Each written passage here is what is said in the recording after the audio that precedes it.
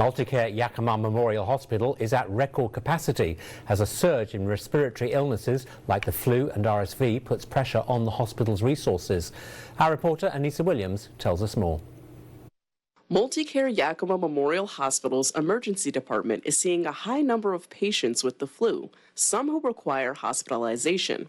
There is also a rise in RSV, which primarily affects children and leads to hospitalizations. We are in the midst of a busy viral respiratory season, and while there are some increases in COVID cases, hospitals across the state are experiencing similar challenges.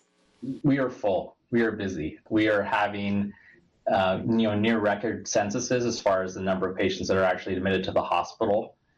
This is a contributor to it. Of course, there's other illnesses and other things that, again, make up a lot of the patients who are staying in our hospital, but we are just busy. Davenport recommends visiting your primary care doctor or an urgent care clinic like MultiCare Indigo Urgent Care in Yakima, rather than go to the emergency room.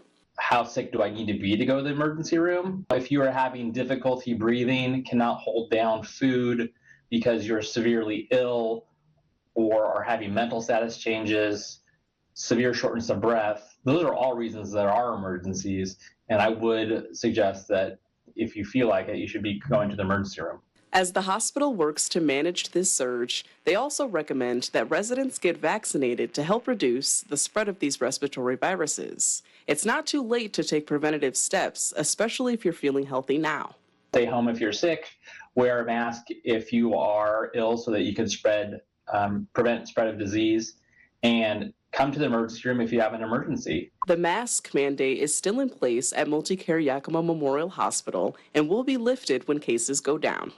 Reporting for Action News, I'm Anisa Williams. Well, thanks very much, Anisa, and we'll continue to follow the situation closely and keep you updated with any new developments. Well, earlier tonight we asked you if you and your family have taken any precautions against respiratory illnesses. Well, here are the results. The majority are saying yes, they have taken precautions against the illnesses. 45% of the votes going for that category. I don't think that's actually a majority, but that's certainly the largest number of votes. And we received a number of interesting comments from our viewers in response to the poll.